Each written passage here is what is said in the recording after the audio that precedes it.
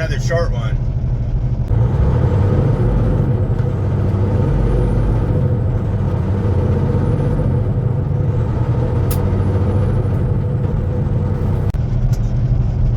So, we've been fighting our hours lately. I've got 18 hours, 27 minutes. I'm recapping a couple of good hours for the day and for tomorrow, but Monday, not so much. But we're down here in Murfreesboro, Tennessee. Just got unloaded. Now, I've got to get up to, well, no, I don't got to get up to. I've got to get down to Shelbyville, or not Shelby, I don't know what I'm doing. Gotta get down to Saltillo, Mississippi to go pick up to take it to Baraboo. So let's get to Mississippi. So it was pretty straightforward coming back down to Mississippi. I stayed off the back roads going down there. It's not any quicker doing the U.S. highways, but for the most part it was pretty anticlimactic. We just made it, got down there. The drive's pretty good. It's scenic. Once you get off I-65 and go through Decatur, that drive is really cool. Going across that batch of water there and the bridges and stuff like that onto the old U.S. highways and state highways is absolutely incredible. Just a nice, pleasant drive, and I really do like those.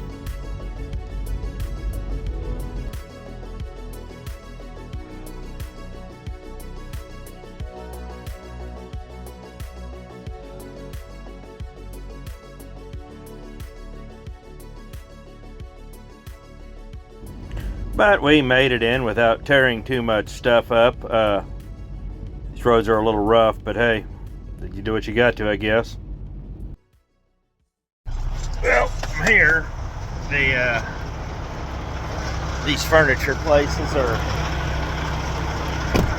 if the average person knew how cheap their furniture was, you probably never buy furniture again. At least you'd never pay the prices they want. This pothole dump. Yep, we're gonna open a door here, and that way we can leave it to air out. These reefers definitely have a smell to them. I'm actually gonna get my air blower out and blow this thing out. Here we are, cheap little thing. What I don't like about these places is just the lack of care or pride they actually have. I mean, when I joke about losing a tire, that's not a joke at a place like this. It's just, nobody takes care of anything. It's just, these furniture places for the most part are just run down dumps. It's all profit, I'll tell you that. It's actually not too bad. It's just needs to be dusted out. That's the irony of all this. They want them clean, but they don't want them wet. But you got to wash them out so they're wet, but then they're mad because they're wet, but then they're clean. So it's a vicious circle. You know, you can get it pretty clean, but you get those idiots that like this stuff. It's where a forklift driver did a burnout, and getting that stuff out pretty hard. So you just gotta.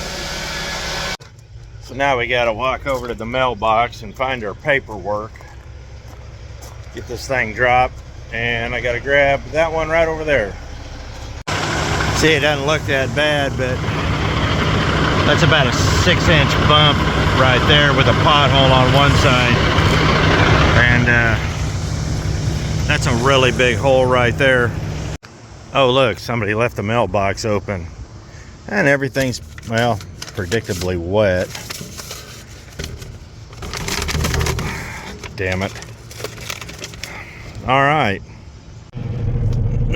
so we need to pull out from this, avoid that huge pothole there, which is right in front of my trailer. So we're gonna come at it from the side.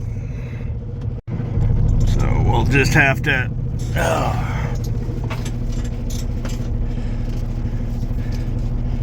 kind of angle our way back in. Start looking for this corner over here. And we're already under it. It's a little high, but it's nothing that's not unmanageable. With these drop suspensions, these guys need to stop jacking them all the way down. They need to leave it about 1.5 inches up, drop their air, and then pull out, and it would solve this problem for everybody. But you get these guys that crank these things all the way up to where you actually hear the air escaping out of their trucks. Pull everything and take off, and then complain that it's 4 inches too high. Well, that's because you did that. Truthfully, I mean, even if you were just wait for all the air in the trailer to drop first before you cranked it down, that actually would solve the problem too. But people are impatient, and that doesn't work. So let me put you down. I gotta crank this up, hook this up, and then we can get out of here. Alley-oop. There we are. I generally don't condone this. I was just going right next door, but generally, hang your, you got a hanger. People are like, oh no, it'll break that. You know what? I would rather have to replace this than try to untangle it out of, well, that which has happened, or that which has happened. I got a picture of that.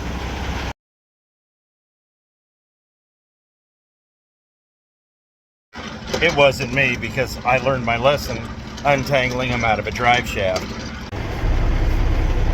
All right, let's air up the trailer. We gotta wait and see if that little light goes off. That one. We always have to check for new damage. These places will tear up. Shag drivers are like the bane of trailers' existence. Here, this I hate. I don't know why they do this. If you really wanted to get into it. And there's no seal. So, yeah. Guys, this is where the seal goes, not here. This is where the padlock goes. And just like that, the seal's back on. It wasn't broken, and you could still get in. So there doesn't appear to be any new damage. So catch up on some paperwork and we'll boogie. All right, so we're all done up. I got one more minute to hit a half-hour break. There we are. So we've got to get up to I'm gonna go up to Eastview, stop at the Loves there. We're gonna put fuel on, and then we gotta see how far we can go. All right, so I'm avoiding ferries. We're 11 hours and 17 minutes, 741 miles. I am going to go straight up 45 rather than through Memphis and back around. I'm not going up 155. I'm going to stay on here and come up 24. It's just better that way. It looks like it's a lot further out than it is, but well, this right here, we can actually add 11 miles onto that. But that right there, it makes it look further than it is because 57 is out, but I'll show you something. 741 here versus, let's see, what is that? 766. So despite the fact it looks like I'm further out on 57, it's actually shorter. And if I was to go through Memphis, you could probably tack on another 20 miles. So there's that. So let's get going and get out of here and navigate this speed bump here. This isn't a speed bump, this is just bad maintenance. Ow. You don't ever want to hit this driveway at any kind of real speed. It will, you'll break something. You got to take it wide because there's a cliff there and there's a pothole right there. So you almost have to go into these people's driveway to get out of here. There's that pothole. So yeah. The problem with these places is that they were built once and never really updated. There was never any need to. There was no demand to. They weren't forced to like a lot of other places. These are just very simple manufacturing places that are just put together on nickels and dimes. And it amazes me. Even with labor, it probably costs $30 to build a mattress, and they want $1,200 for the same mattress when they retail it. It's just a ripoff. From what I've seen, it just the furniture business seems like it's pretty shady. It just the furniture is so cheaply built, and they want so much money for it. So, yeah, I'm gonna swing in this gas station up here, see if they got anything to eat, and then I'm gone. Got this little Exxon here in Saltillo, just down the road from where I picked up, and they got a deli counter in there, and they got barbecue chicken. It smells incredible. Oh yeah, it looks so good. Smells good too. It's the one thing I love coming down south is all these little independent gas stations. Seems like they all have lunch counters in them, and for the most part, they're always pretty good. So. All right, well, let's get up to Eastview and get some fuel and we can get out of here.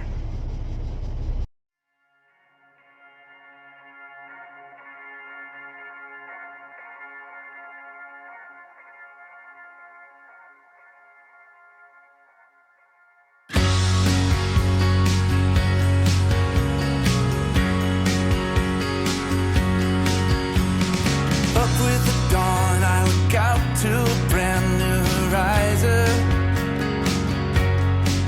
where the colors all blend like a friendly hello from beyond. In the constant relief that the very things I believe in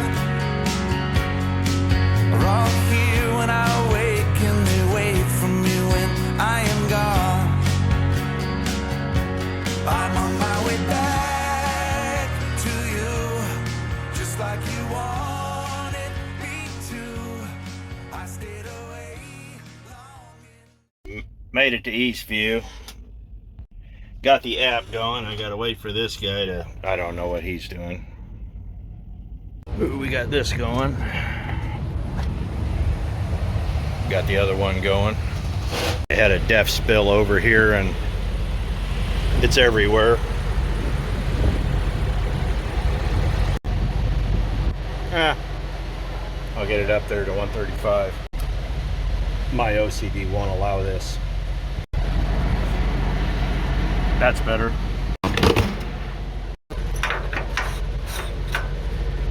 So we got all that taken care of. Let's get out of here. Try to make these fuel stops fast anymore. I don't get receipts anymore, and you know, it just, the amount of BS that goes on here, you just kind of want to be done with it. So let's get out of here, back on the road, and we'll see you at the next stop. No matter which way I come out, whether I come out backside or whether here, this light will always get me. This light is my nemesis in Tennessee. I got two nemesis lights, and this is the second one. So I rolled out, and it was just non-stop from there on. Not a bad drive till we got up to I-24, and 24 and 57 all the way to Mount Vernon was just maddening. Lots of road construction. Of course, it kind of started at the river.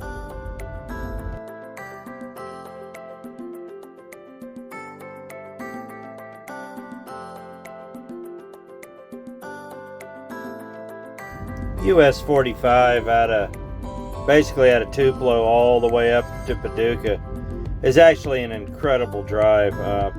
Part of it is I-69, but 45 splits, and it's 45 east and 45 west, but I take the east all the way up, and it's a nice drive till we got to here. But lots of road construction all the way back up.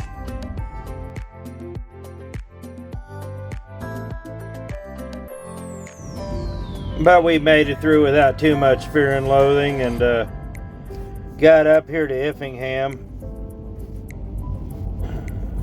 Said it's a nice drive, but yep, pulled into Effingham to the Petro and actually found a free spot. So hey, life is good today.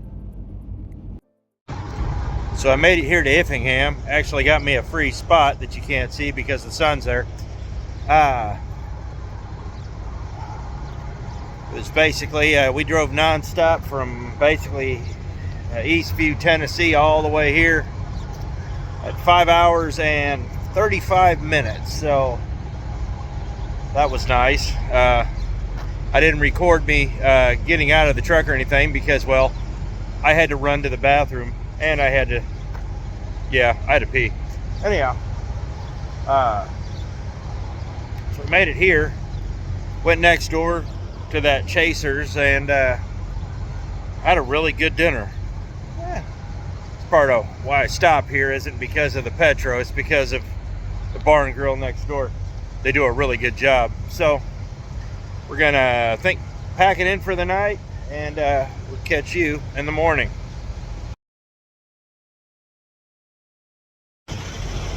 So it's the next morning. I was going to sleep in, and then I woke up and had like 12 minutes left on my clock. Hey, that's better. Yeah, I had like 12 minutes left on my clock, so you're not going back to sleep after that. So it's about 4 in the morning. I'm gonna go get my coffee and we're gonna take off. So I've got to do a few things before I take off, like, turn the valves off.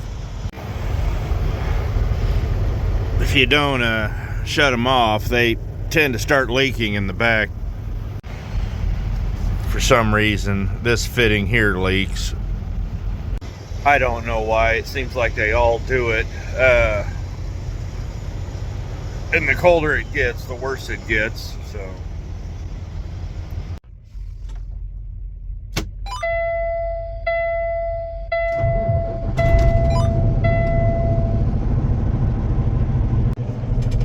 So that's what I got today. That's what I've got today and tomorrow. I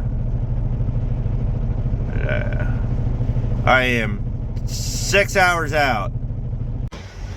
Yesterday, as I was coming into town, there was an overhead, and I'm glad I found a spot here because the road was closed. There was apparently a pretty bad wreck about 20 miles north of here yesterday, so glad it worked out for one person, but no.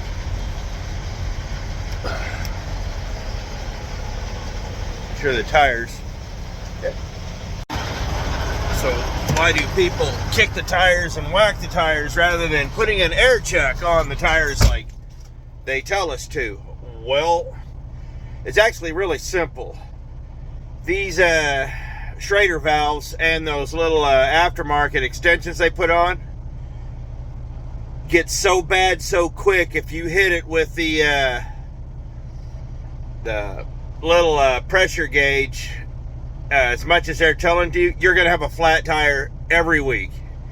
How do I know? Because, well, I've been there.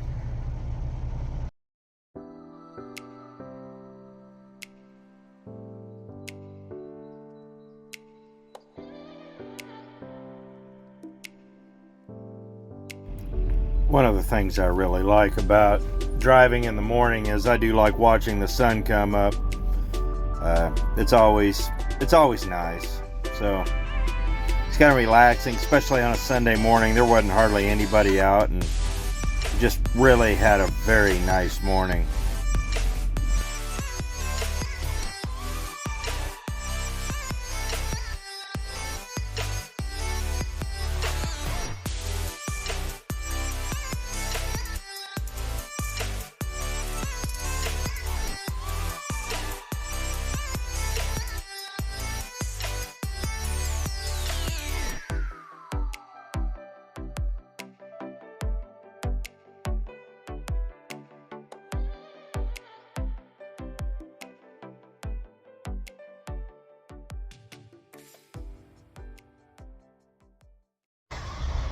Well, I had to make a stop here in Bloomington, normal at the Loves. I was going to stop here and get fuel, but I can get it in Wisconsin for $2.77 a gallon versus $2.24 here. So I'm going to do my check real quick. And I stopped here because, well, I had to go to the bathroom. That old man thing. So check a couple of things here. I got cleaned up, so we're gonna have to make one more stop when we get up into Wisconsin, but just to splash of fuel on and then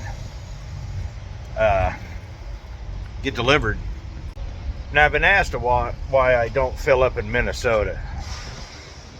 Minnesota passed a law that requires all of their diesel fuel, their fueling, to be at least 20% bio at a minimum. So it could be 30, 40, 50. It's just whatever they decide to fill it with. The problem with that is, is that what ended up happening was you're having a lot more diesel related problems, because I'm not gonna lie, guys, biodiesel is junk. It's garbage. It's inefficient. It doesn't work as designed. You're turning food into fuel. I got my own thoughts on that. But, you know, it's just like E85 in my car. Yeah, I could put E85 in because it's greener, but I'm getting 13 miles a gallon and I'm burning twice as much. So what's the point? Sorry about that. But I was talking to the guy over at Diesel Specialties, and he said, we were talking about, you know, some of these things happening. He says, you know, there's an alarming amount of fuel-related problems we're having coming out of Minnesota. And it's because of the bio mandate. So we don't fill up there. So this truck will show me having a lot of fuel, and then suddenly it'll just start dropping really quick. So put a splash on up in Wisconsin, gets me through Minnesota to South Dakota, and then we just kind of go from there. So let's get going. Now, I take that back. There is one thing I'll get in Minnesota when I have to, and I bought it in Austin, is the Quick Trips there, the KWIKs, not the QTs.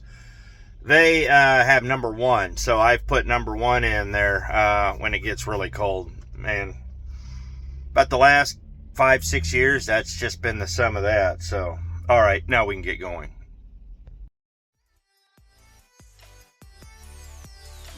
So I rolled out of that Loves and started heading north. They got some really nice Loves down there that they built, the new ones, but it was about 2.5 hours north up to Wisconsin. Just another really nice drive up I-39. Traffic really didn't start picking up till I got outside of Madison, but for the most part it was like this the whole way. I cannot complain at all. So just an absolutely lovely drive.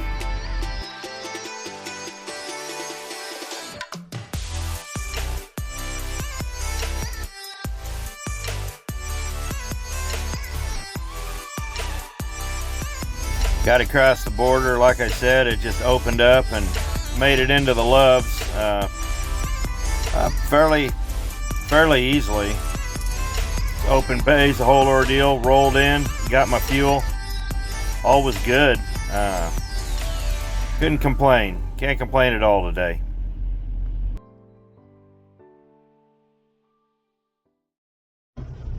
So nothing spectacular. Did stop here for fuel in Wisconsin. Didn't bother to film it because you've seen me do fuel before. But we only put 50 gallons in and 8 gallons of def. So we are 30 minutes out at the most. So I'll just catch you there. So the last bit of this went actually pretty quick. Got where I needed to be. Traffic kind of jammed up because a Swift truck was trying to race something as equally slow. Got over here to Baraboo, got my trailer dropped. Went and had to go on a trailer hunt to find another one. Found it, and we just rolled out and we're headed back over to the Petro in Portage. Mainly just because there's no load. It's a weekend, and I think I'm going to be sitting a little bit because my hours suck. But it was a nice drive, and Wisconsin's always beautiful. But made it back over here to Portage, and hey, gonna have me a nice weekend, I'll tell you that. At least there's something to eat.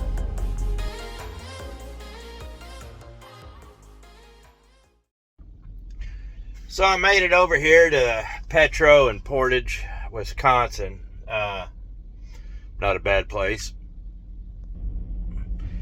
A little cloudy, but not a bad day. So it was pretty just run-of-the-mill. Shut down. I should have a restart by 10 o'clock tomorrow night. Well, I don't know. Let's see what it looks like. Hour or two. So by 9:30 tomorrow night, I'll have a restart in. But we got some pretty good hours coming, and recapping is always it's always an adventure. So I mean, like tomorrow, I got I'll have 11, almost 12 hours, and then we can work from that. 70 hours to 70 hours. So it's just how you split them up. But that being said, it's a pretty straightforward run. I just wanted to share it with you. Run of the mill, but I had a pretty good time. Everything went well. Well, the road construction from Paducah all the way to Mount Vernon was just asinine. I mean, that'll wear you out. And truthfully, lately, if I don't have to be in Illinois, I won't, just because of the road construction. It's been maddening. But aside from that, everything went well. So thanks for coming along, and we'll see you again soon. Thanks for watching.